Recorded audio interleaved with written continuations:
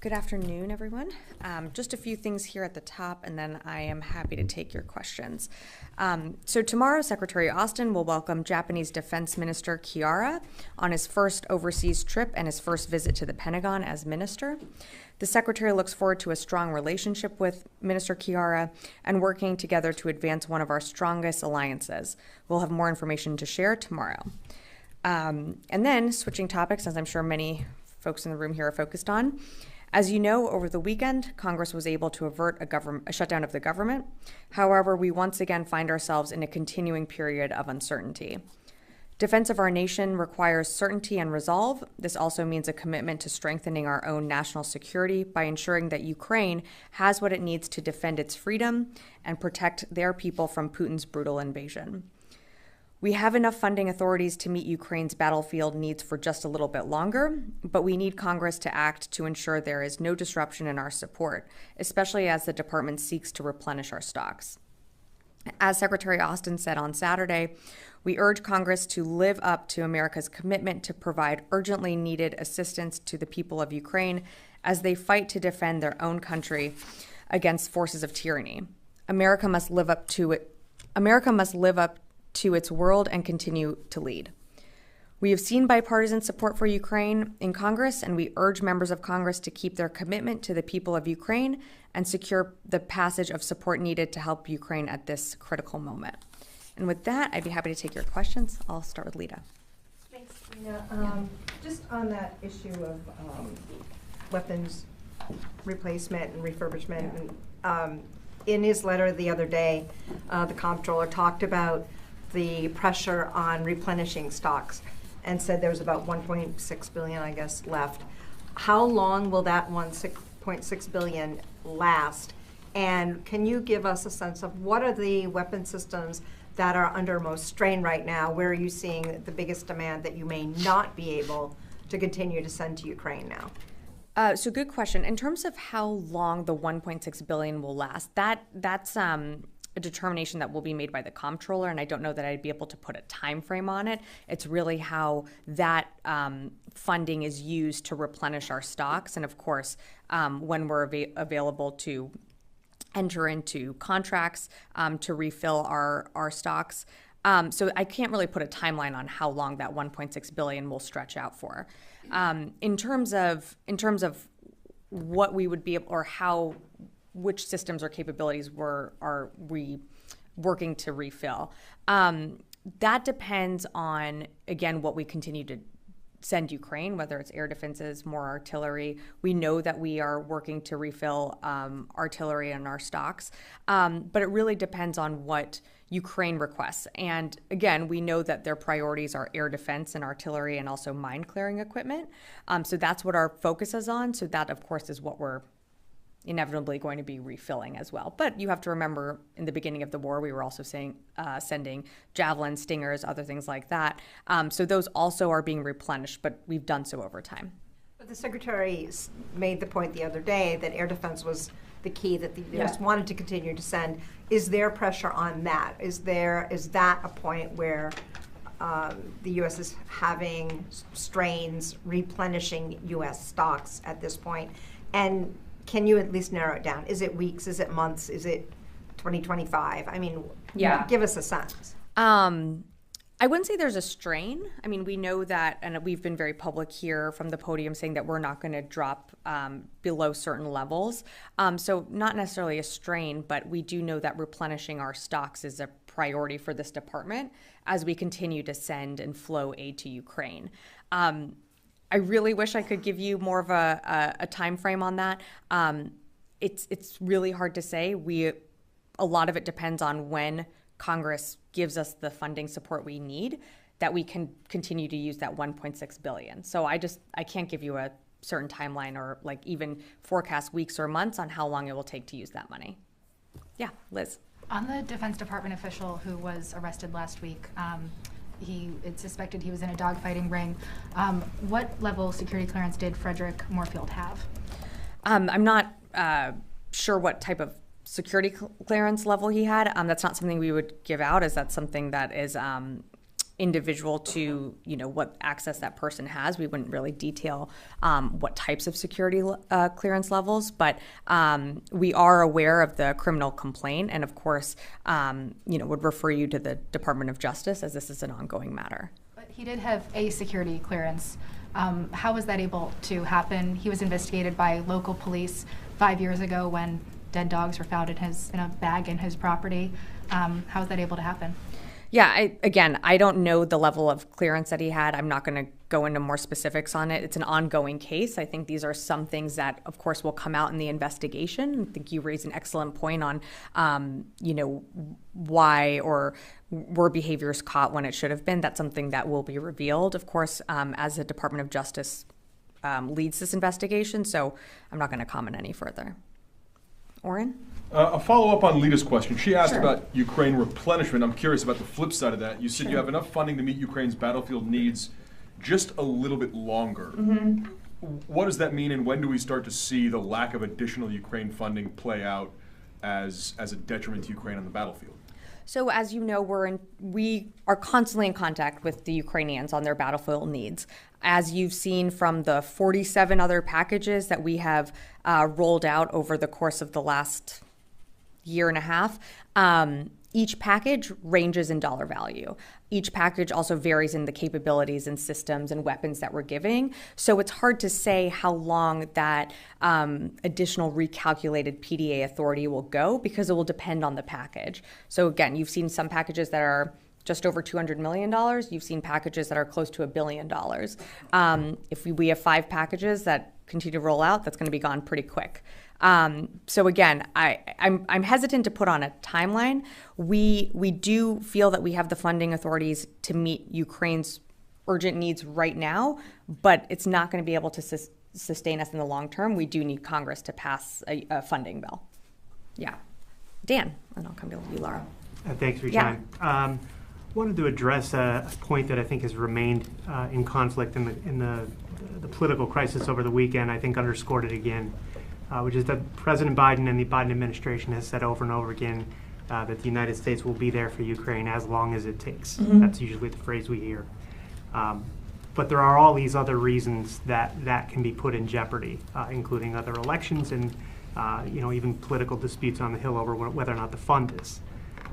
Can you square the circle on that? How can anyone take that as long as it takes seriously, considering all of the other pitfalls here? Yeah, no, I think that's a great question.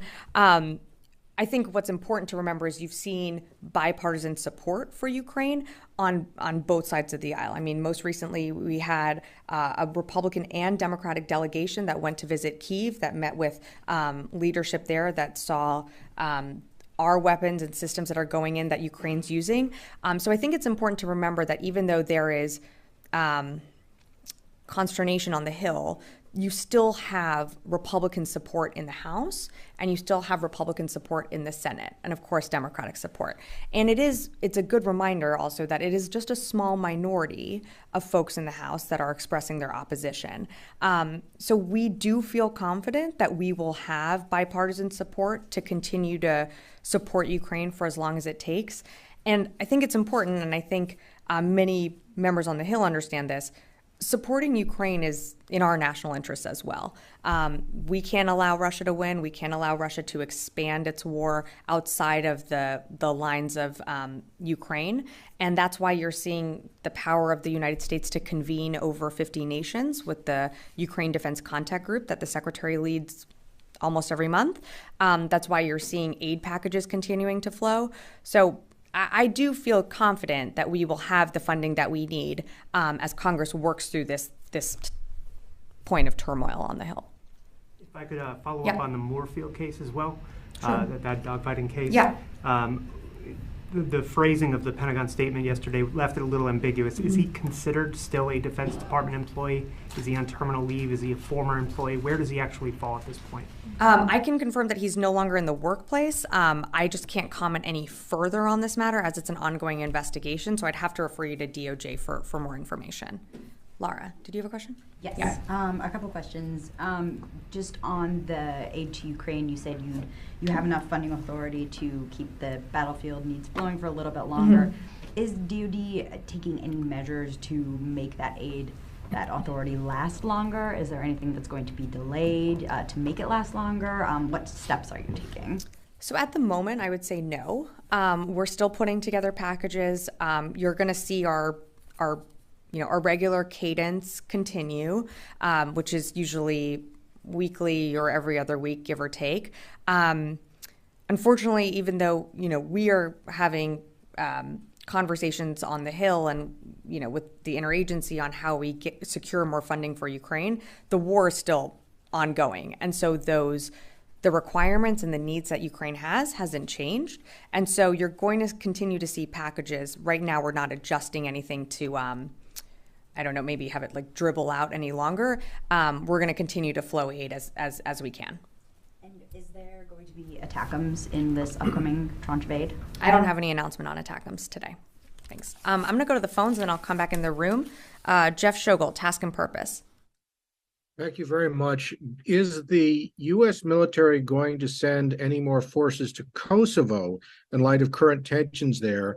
And does the Defense Department assess that Russia may be provoking tensions between Serbia and Kosovo? Thank you. Thanks, Jeff. I don't have any announcements to make on that or any changes to our force posture, so I'll just leave it at that. In terms of Russia provoking tensions in the region, I mean, we've certainly seen that before, but I don't really have more light to shed in terms of the specifics to what's happening in Kosovo and Serbia. I'll take another question. Heather, USNI. Thanks so much. I was wondering if you could give us a battlefield assessment of the current Black Sea fleet.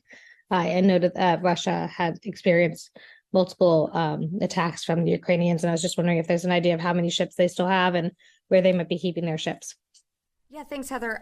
So in terms of a battlefield assessment on the Black Sea, I would direct you to the Ukrainians to speak to that. We know that they have been able to successfully inflict some damage on Russian forces in the area, but for more of an update on, ship count, how successful they have been, I'd really direct you to the Ukrainians to speak to that. I'll come back in the room. Yeah, Brandy. Thank you, Sabrina. More follow-ups on Warfield. He was the Deputy Chief Information Officer for Command, Control, and Communications in the Secretary's CIO office. Has Secretary Austin named someone who's going to step in that capacity, or CIO John Sherman? Is anyone stepping in to fill in that role? I don't have any personnel announcements today, so I don't. That role is vacant. That role is vacant right now, yeah. Great. Rio. Thank you. I want to ask you about the Secretary's meeting with the Japanese Defense Minister tomorrow. In January, the U.S. and Japan agreed to look for more effective command and control structure. Mm-hmm. Then how much have you made progress on that? Is that the priority area of cooperation with Japan? Well, I'm not going to get ahead of the Secretary's conversation that's going to happen tomorrow. As you know, Japan is one of our oldest standing partners and allies in the region. The Secretary certainly looks forward to welcoming Minister Hamada tomorrow, but I'm going to not get ahead of their conversation, and we'll provide a readout after the meeting. Okay. Then, also on Japan, the Mr. Kihara is the third Japanese defense minister that the Secretary Austin meet with since the Secretary took the current position.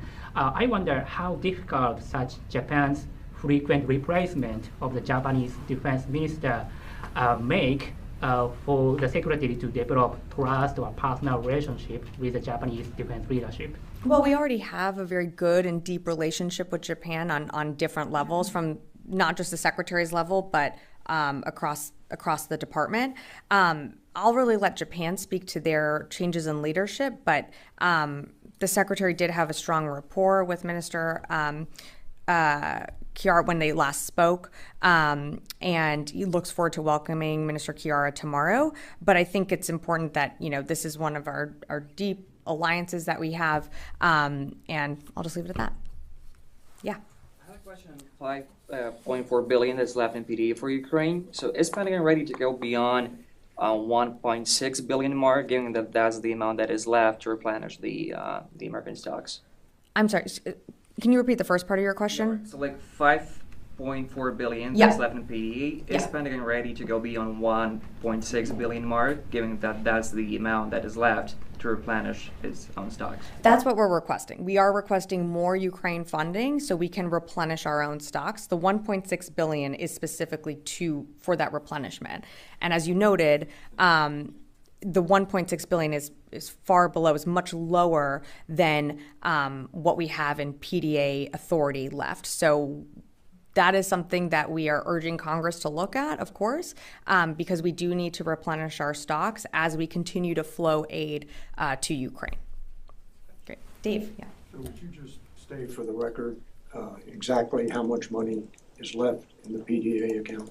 Yeah, so in the PDA account, in the reevaluation, we have $5.4 billion left in PDA funds. And we have no more USAI left.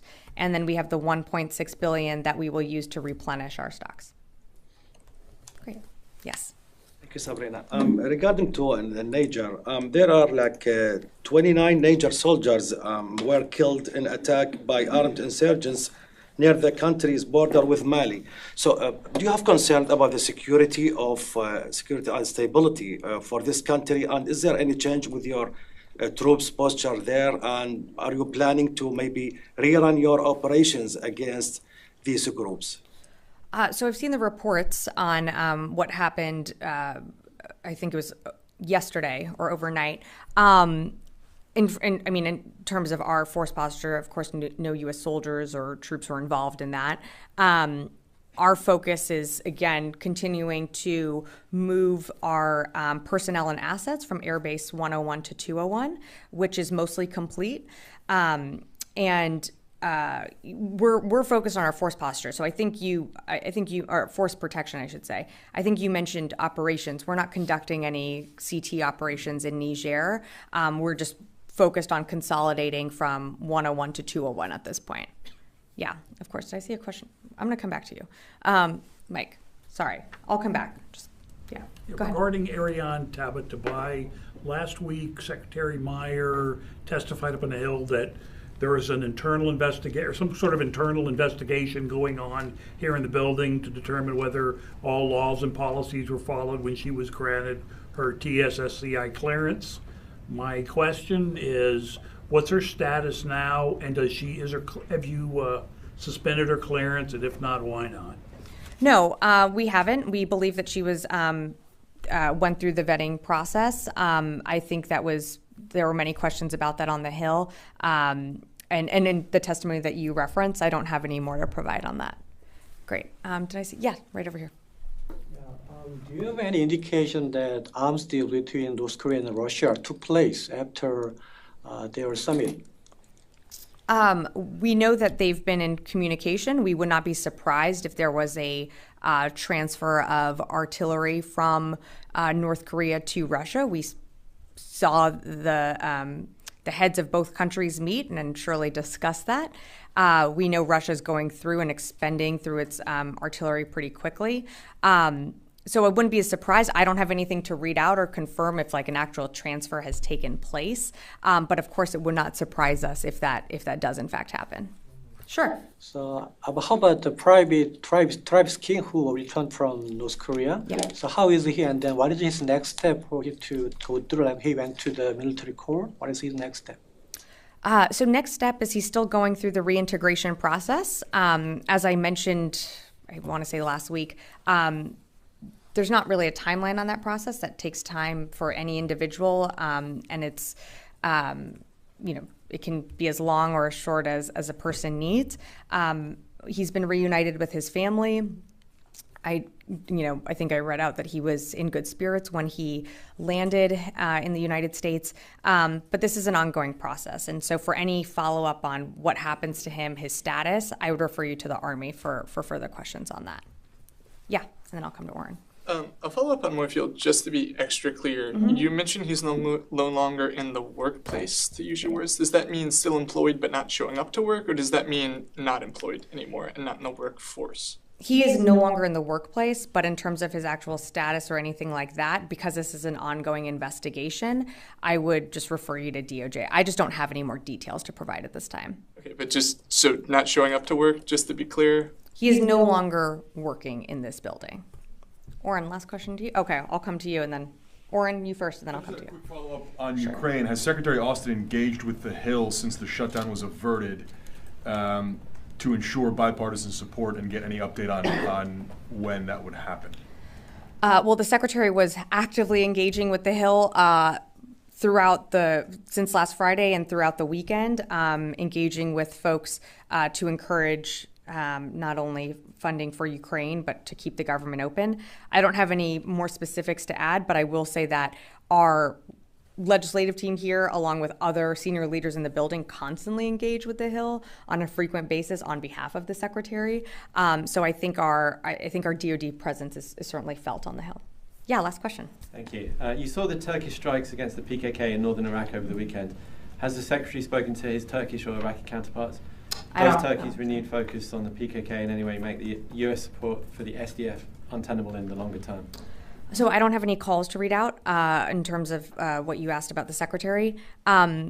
What I'll say again, and what I've said before, is that any actions that further destabilize our mission, which is the enduring defeat of ISIS, don't serve that mission.